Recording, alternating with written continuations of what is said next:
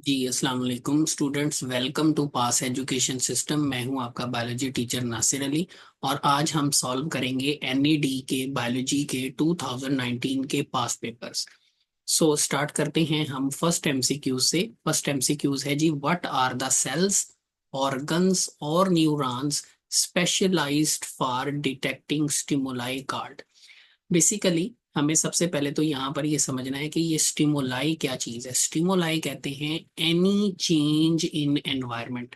हमारे माहौल में किसी भी किस्म की अगर कोई चेंज आती है, कोई तब्दीली आती है, तो उसको कहते हैं स्टिमुलस।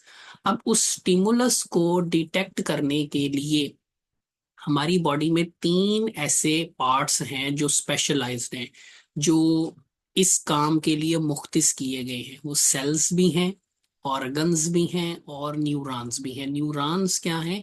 ये भी सेल्स ही होते हैं जिनका काम स्टिमुलस को डिटेक्ट करना है। तो वो सेल्स, ऑर्गन्स या न्यूरॉन्स जिनका काम होता है स्टिमुलस को डिटेक्ट करना, उनको स्टूडेंट्स हम नाम देते हैं रिसेप्टर्स का। तो वो कहता है कि वो सेल्स या ऑर्गन्स या न्यूरॉन्स जो स्टिमुलस को डिटेक्ट करते हैं उनको हम क्या कहते हैं? रिसेप्टर्स। अगर आप नाम पे भी गौर करें, असेप्टर्स, एक्सेप्ट करने वाले। तो किसी भी किस्म का अगर चेंज हमारे एनवायरनमेंट में आता है तो उसको एक्सेप्ट कौन करते हैं? उसको एक्सेप्ट करते हैं जी रिसेप्टर्स। नेक्स्ट जो एमसीक्यूज है हमारे पास वो है जी, विच मैक्रो न्यूट्रिएंट। अच्छा, मैक्रो का मतलब होता है लार्ज, ठीक है, large in amount. Which macro nutrient is included as an abiotic component. Abiotic component कहते हैं नॉन लिविंग थिंग, ठीक है, इन पोन्ड इकोसिस्टम के, जो तालाब वाला इकोसिस्टम। अच्छा याद कीजिएगा, ये जो इकोसिस्टम होता है ये दो चीजों से मिलकर बनता है।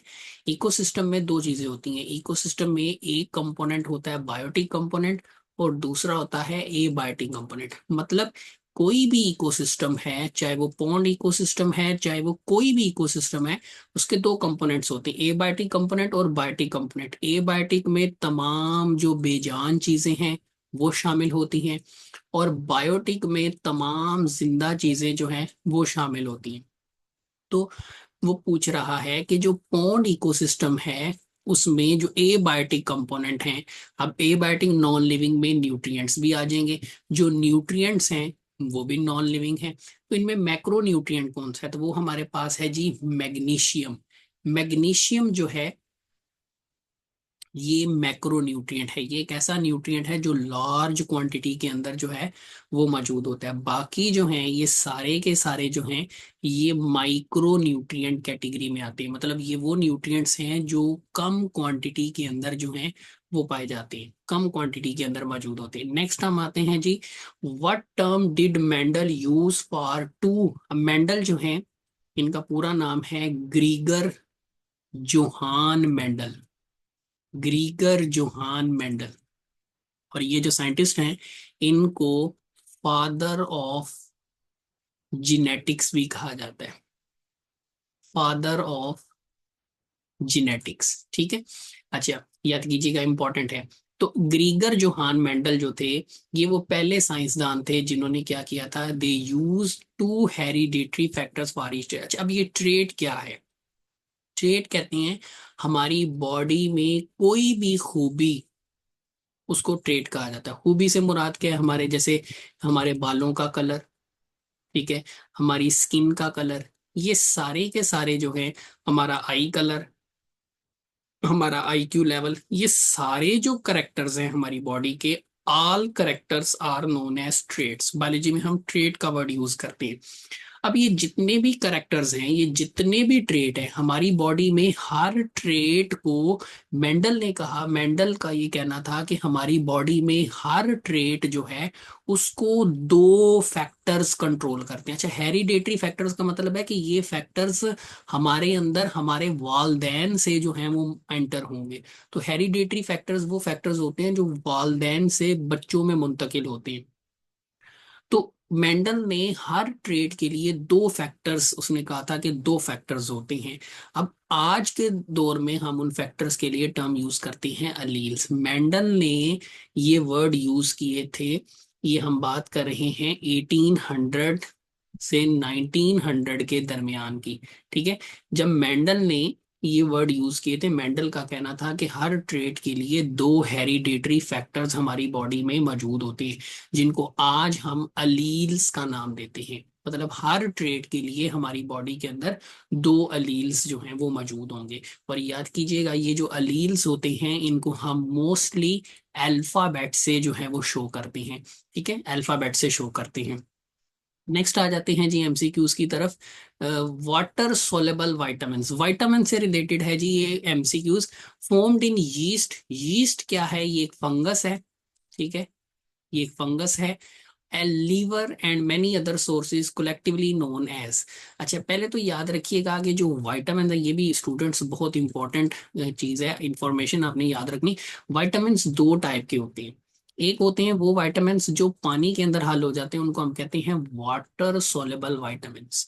और दूसरे तरफ वो विटामिन्स होते हैं जो वाटर में हल नहीं होते, बल्कि वो फैट्स के अंदर हल होते हैं, तो उन्हें हम फैट सोलेबल विटामिन्स या वाटर इनसॉलेबल विटामिन्स भी आप कह सकते हैं।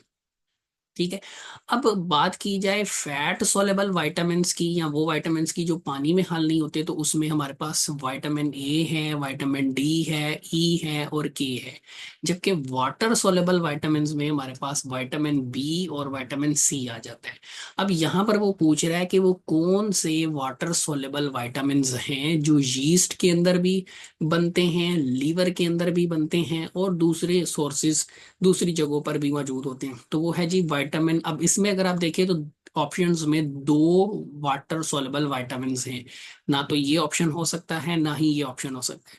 लेकिन इसमें भी जो करेक्ट है वो विटामिन बी कॉम्प्लेक्स है। सी क्यों नहीं है? कि सी जो है ये सिट्रस फ्रूट्स में, जो तुर्श फल होते हैं उनके अंदर ज्यादातर पाया जाता है। सो विटामिन, एक ही ऑप्शन बचेगा हमारे पास, विटामिन बी यीस्ट, लीवर वगैरह में जो है वो मौजूद होता है। नेक्स्ट है जी हमारे पास एक साइंटिस्ट हैं, लमार्क। ठीक है, इन लमार्क जो थे, according to Lamarck, evolution occurred as a result of.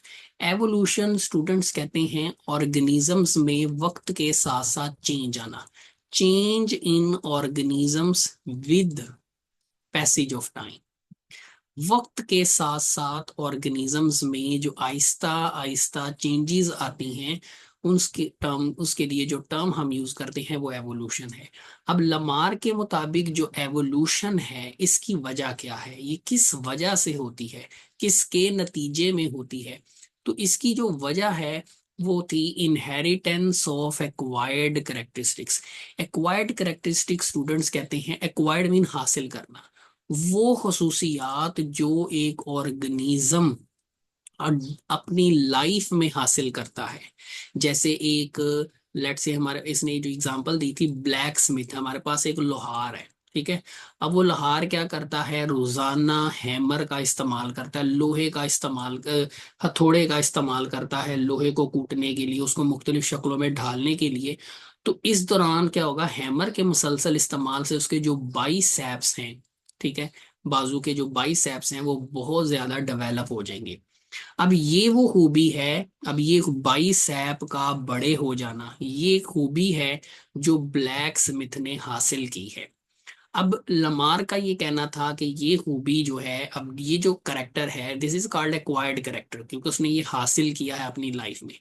उसका ये मानना था कि ये खूबी वो आगे, इनहेरिटेंस का मतलब होता है अगली नस्ल में मुंतकिल करना, ये खूबी वो अपनी अगली नस्ल में भी मुंतकिल करेगा, जिससे अगली नस्ल में जितने भी ऑर्गेनिजम्स पैदा होंगे या जितने भी बच्चे पैदा होंगे उनके जो बाइसेप्स होंगे वो लार्ज होंगे। लेकिन स्टूडेंट्स याद रखिएगा, बाद में चलकर ये जो थ्योरी थी ये गलत साबित हो गई थी। ठीक है, बहुत सारे एक्सपेरिमेंट्स किए गए तो ये पता चला कि एक ऑर्गेनिज्म अपनी लाइफ में जो खसूसियात हासिल करता है वो कभी भी जो है वो नेक्स्ट जनरेशन में एंटर नहीं होती। नेक्स्ट जो हमारे पास करेक्ट एमसीक्यूज होगा, that is open circulatory system. अच्छा, हमारे पास दो किस्म का सर्कुलेटरी सिस्टम है, एक होता है ओपन सर्कुलेटरी सिस्टम जो हमारे पास एमसीक्यूज की फॉर्म में, और सेकंड होता है हमारे पास क्लोज्ड सर्कुलेटरी सिस्टम। अब दोनों में जो मेन डिफरेंस है वो क्या है? कि जो क्लोज्ड सर्कुलेटरी सिस्टम होता है उसमें क्या होता है कि जो ब्लड होता है वो ब्लड वेसल्स के अंदर ही मूव करता है, ब्लड वेसल्स के अंदर ही मूव करता है। जबकि ओपन, जैसा कि नाम से ही जाहिर है, ब्लड जो है वो ब्लड वेसल्स के अंदर नहीं होता, ब्लड वेसल्स के अंदर नहीं होता, बल्कि ब्लड जो है वो डायरेक्ट बॉडी के अंदर ही जो है वो सर्कुलेट कर रहा होता है। तो ओपन सर्कुलेटरी सिस्टम में यहाँ पर किस में पाया जाता है? कोकरोच के अंदर पाया जाता है। कोकरोच में ओपन सर्कुलेटरी सिस्टम, जबकि फ्रॉग, फिश और रेप्टाइल्स जो हैं इन सब में क्लोज्ड सर्कुलेटरी सिस्टम जो है वो मोस्टली देखा गया है। सो ओपन सर्कुलेटरी सिस्टम जो है वो हमारे पास ऑप्शन में सिर्फ और सिर्फ कॉकरोच के अंदर ही मौजूद है। नेक्स्ट जी, एक साइंटिस्ट हैं हेफलिक जो हैं, हेफलिक limit suggest the Hayflick limit suggests that aging is due to a breakdown in aging कहते हैं बूढ़ा होने का अमल, process of गेटिंग ओल्ड, बूढ़ा होने का अमल, ये क्या कहलाता है? एजिंग कहलाता है। ठीक है जी, ये किस वजह से होती है, किसकी ब्रेकडाउन की वजह से होती है? ये होता है जी सेल के फंक्शंस की वजह से, क्योंकि हम जानते हैं कि कोई भी ऑर्गेनिज्म जो है उसकी बॉडी बनी होती है सेल से। ठीक है, अब सेल्स के फंक्शंस अगर आहिस्ता आहिस्ता खत्म होना शुरू हो जाएंगे तो सेल्स के फंक्शंस में कमी आने से क्या होगा? बॉडी के अंदर चीजें नेगेटिव वे में जो है वो कन्वर्ट होना शुरू हो जाएंगे, जिससे बुढ़ापे का अमल जो है वो शुरू हो जाएगा। तो सेल फंक्शंस जो है ये एक वजह है जिसकी ब्रेकडाउन से एजिंग जो है वो हो सकती है अकॉर्डिंग टू हेफलिक लिमिट। नेक्स्ट है जी, यूरिन फॉर्मेशन किस प्रोसेस की वजह से होती है? तो याद कीजिएगा, यूरिन फॉर्मेशन जो है वो 3 स्टेप्स में होती है। It occur in 3 steps. जो पहला स्टेप होता है वो है जी pressure filtration, pressure filtration. Second जो स्टेप है वो होता है जी सिलेक्टिव रीअब्जॉर्प्शन, सिलेक्टिव रीअब्जॉर्प्शन। और डियर स्टूडेंट्स, जो थर्ड स्टेप होता है डेट इज ट्यूबुलर सिक्रेशन। और अगर आप देखें तो ये तीनों ऑप्शंस एमसीक्यूज में मौजूद हैं, ये मैंने सीक्वेंस के अंदर जो हैं वो लिखे हैं और सीक्वेंस में ही एमसीक्यूज में भी दिए गए हैं। सो ऑल जो है ये करेक्ट आंसर होगा हमारा। नेक्स्ट है जी, plants and animals living together. ठीक है, प्लांट्स हैं, एनिमल्स हैं, इकट्ठे रह रहे हैं, रिप्रोडक्शन कर रहे हैं, तो ये मिलकर क्या बनाएंगे? तो जी ये मिलकर बनाएंगे plants and animals living together reproducing and contributing to the formation of community. Community क्या होती है? जब डिफरेंट स्पीशीज के ऑर्गेनिजम्स, डिफरेंट स्पीशीज के ऑर्गेनिजम्स जो हैं वो इकट्ठे रहना शुरू कर दें, लिविंग टुगेदर, तो कम्युनिटी बनती है। अब प्लांट डिफरेंट स्पीशीज हैं, एनिमल्स डिफरेंट स्पीशीज हैं, तो दो मुख्तलिफ स्पीशीज के ऑर्गेनिजम्स हैं जो इकट्ठे रह रहे हैं, सो ये कम्युनिटी बनाएंगे। अगर सिर्फ यहाँ पे प्लांट्स मेंशन होता, एनिमल्स मेंशन ना होता, तो फिर पॉपुलेशन जो है वो करेक्ट आंसर होता, क्योंकि पॉपुलेशन में एक स्पीशी होती है। नेक्स्ट है जी, which part of plant typically exhibits positive geotropism.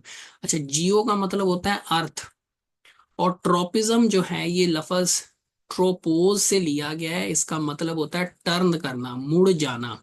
ठीक है, तो अगर कोई चीज जमीन की तरफ टर्न करती है, मतलब जमीन की तरफ मूव करती है, तो उसको हम कहेंगे कि वो क्या शो कर रही है? Positive geotropism. और अगर कोई चीज अर्थ से दूर मूव कर रही है, ठीक है, जमीन से ऊपर की तरफ मूव करे, तो उसको हम कहेंगे नेगेटिव जियोट्रोपिज्म। तो which part of plant typically exhibit positive geotrop, अब इनमें से कौन सी शय है या प्लांट का कौन सा पार्ट है जो जमीन की तरफ मूव करता है? तो वो रूट है, तो रूट शोज पॉजिटिव जियोट्रोपिज्म, बाकी सारे जो है वो नेगेटिव जियोट्रोपिज्म शो करते हैं। नेक्स्ट है जी, टेम्परेट डेसिडस फॉरेस्ट।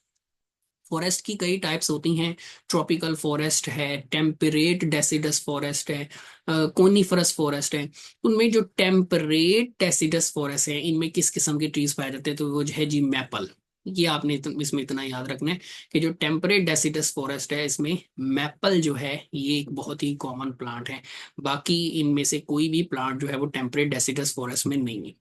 नेक्स्ट है जी, एन इकोसिस्टम इज अब शुरू में ही, अभी हमने कुछ देर पहले ही इकोसिस्टम के बारे में मैंने बताया था कि इकोसिस्टम 2 कंपोनेंट्स पर मुश्तमिल होता है। एक इसमें बायोटिक कंपोनेंट होता है और सेकंड इसमें ए बायोटिक कंपोनेंट होता है।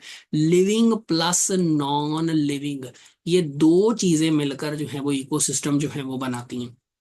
तो यहाँ पर सी करेक्ट आंसर होगा, that is a biological community ठीक है। बायोलॉजिकल कम्युनिटी का मतलब क्या, लिविंग कम्युनिटी, ठीक है। बायोटिक कंपोनेंट्स आ गए। And components of physical environment, physical environment का मतलब है ए बायोटिक कंपोनेंट्स, ठीक है। जो ए बायोटिक कंपोनेंट्स है, नॉन लिविंग थिंग्स हैं, ये फिजिकल जो है ना, यहाँ पे ए बायोटिक को शो कर रहा है, तो ये मिलकर जो है वो इकोसिस्टम जो है वो बनाएंगे। नेक्स्ट है जी दिस साइट, साइट मीन जगह, कि वो कौन सी जगह है जहां पर सेलुलर रेस्पिरेशन होता है। सेलुलर रेस्पिरेशन क्या है, ये एक ऐसा प्रोसेस होता है जिसमें क्या किया जाता है, ये प्रोसेस, इसमें क्या किया जाता है, ग्लूकोज की, इस प्रोसेस में क्या किया जाता है, ग्लूकोज की ब्रेकडाउन की जाती है, ठीक है। कहाँ की जाती है, सेल के अंदर, सेल के अंदर, इसलिए वर्ड यूज हुआ है सेलुलर रेस्पिरेशन। सेल के अंदर ग्लूकोज की ब्रेकडाउन की जाती है ताकि उससे एनर्जी पैदा की जा सके एटीपी की शक्ल में। तो ये प्रोसेस कहाँ पर होता है जी, होता है जी माइटोकॉन्ड्रिया में। माइटोकॉन्ड्रिया, अच्छा याद हानि के लिए आपको बताता चलूं, सेलुलर रेस्पिरेशन जो है ये प्रोसेस 4 स्टेप्स पर मुश्तमिल होता है, 4 स्टेप्स पर जो है ये मुश्तमिल होता है। लेकिन इसके जो ज्यादातर स्टेप्स हैं वो माइटोकॉन्ड्रिया में होते हैं। इसमें कुछ हिस्सा जो है वो साइटोप्लाज्म में भी होता है, लेकिन जो मेन पॉइंट है जहां पर एटीपी बनती है तो वो माइटोकॉन्ड्रिया है, ठीक है। अगर यहाँ पे B+C का ऑप्शन होता तो हम B+C को जो है वो प्रेफर करते हैं फॉर करेक्ट आंसर। नेक्स्ट है जी the most obvious change of climate during the past century has been a tendency toward that is increased rainfall. बारिशों के चांसेस जो हैं वो ज्यादा हो जाएंगे। इसमें आपने इतना ही रखना है, इसमें कोई सिंपल सा है। नेक्स्ट है जी ल्यूकोप्लास्ट आर प्रेजेंट। अब ये ल्यूकोप्लास्ट क्या है, देखिए हम एक चीज याद रखिएगा कि तमाम ऑर्गेनिजम्स जो हैं उनकी जो बॉडी है that consist of cells, और जो cells हैं दे consist of organelles। अब प्लांट्स में ऑर्गेनेली पाई जाती है जिसको हम कहते हैं, ऑर्गेनेली का एक ग्रुप मौजूद होता है जिसको हम कहते हैं प्लास्टिड्स। प्लांट्स में भी ये मौजूद होते हैं, और प्लांट्स के अलावा जितने भी फोटोसिंथेसिस करने वाले ऑर्गेनिजम्स होते हैं उन सब के अंदर ये ग्रुप मौजूद होता है जिसको हम प्लास्टिड कहते हैं। अब प्लास्टिड, ये जो ग्रुप है ऑर्गेनेलीज का, इसमें आमतौर पे 3 ऑर्गेनेलीज जो हैं वो डिस्कस की जाती हैं। इसमें क्लोरोप्लास्ट है, क्रोमोप्लास्ट है, और भी ऑर्गेनेलीज इसमें आती हैं, लेकिन जो ज्यादातर कॉमनली बुक्स में मेंशन की जाती हैं वो 3 डिस्कस की जाती हैं या जो हम पढ़ते हैं। इसमें जो क्लोरोप्लास्ट है ये हेल्प करती है फोटोसिंथेसिस में। जो क्रोमोप्लास्ट है इसका काम होता है फूल की जो पत्तियां हैं उनको कलर्स देना, पेटल्स को कलर प्रोवाइड करना और पॉलिनेशन में हेल्प करना। ये भी एक प्रोसेस है, मौका मिलेगा तो इसको भी डिस्कस करें। ल्यूकोप्लास्ट एक ऐसी ऑर्गेनेली है जो प्लांट के अंडरग्राउंड पार्ट्स में पाई जाती है, क्योंकि इसका काम होता है स्टोरेज करना, चीजों को स्टोर करना। और प्लांट्स अपनी ज्यादातर जो चीजें हैं वो अंडरग्राउंड पोर्शन में स्टोर करते हैं। सो ये ऑर्गेनेली आपको अंडरग्राउंड पार्ट्स के अंदर जो है वो मिलेगी। नेक्स्ट है जी in which cellular process are spindle fibres not formed.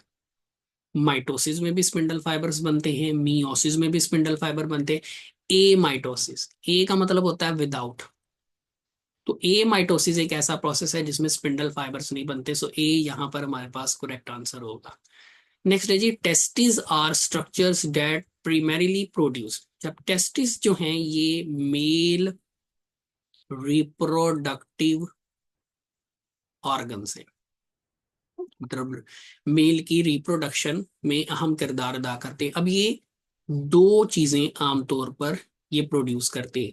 एक, ये हार्मोन प्रोड्यूस करते हैं, इसे टेस्टोस्टेरोन कहा जाता है। और सेकंड जो है, दे प्रोड्यूस स्पर्म्स। तो गिवन ऑप्शंस में हमारे पास स्पर्म मौजूद है, सो ये हमारे पास करेक्ट आंसर होगा। नेक्स्ट है जी द एग ऑफ चिक, के जो चिक है उसका जो एग होता है, वो चिकन्स जो है उनका जो एग है उसको हम किस कैटेगरी में रखते हैं, तो उसके लिए जी पॉलीलेसिथल। पॉलीलेसिथल का मतलब होता है ऐसा एग जिसमें लार्ज क्वांटिटी में यॉक पाई जाती है, ठीक है, जिसमें बड़ी मिकदार में जर्दी मौजूद होती है, तो वो है जी पॉलीलेसिथल। पॉलीलेसिथल ये याद रखिएगा जी, चिक एग जो है वो पॉलीलेसिथल होता है। नेक्स्ट है जी, what is the term for the development of a diploid embryo without fertilization? Diploid embryo without fertilization, याद कीजिएगा, नॉर्मली क्या होता है, during sexual reproduction, sexual reproduction क्या होता है जी, दो पेरेंट्स के दरमियान फर्टिलाइजेशन होती है।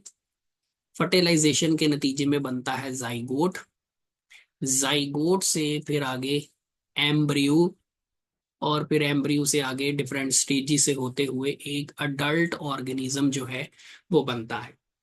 तो सम टाइम जो है वो क्या कह रहा है, development of diploid embryo without fertilization. अब ये नॉर्मल प्रोसेस मैंने आपको बताया, उसमें आप देखें फर्टिलाइजेशन होगी तो ही आगे चल के एम्ब्रियो बनेगा। लेकिन सम टाइम क्या होता है, सम टाइम जो है, जो एम्ब्रियो है वो बगैर फर्टिलाइजेशन के भी बन सकता है। तो अगर वो कहता है कि एम्ब्रियो बगैर फर्टिलाइजेशन के बनता है, तो इस प्रोसेस को हम कहते हैं जी पार्थिनोजेनेसिस।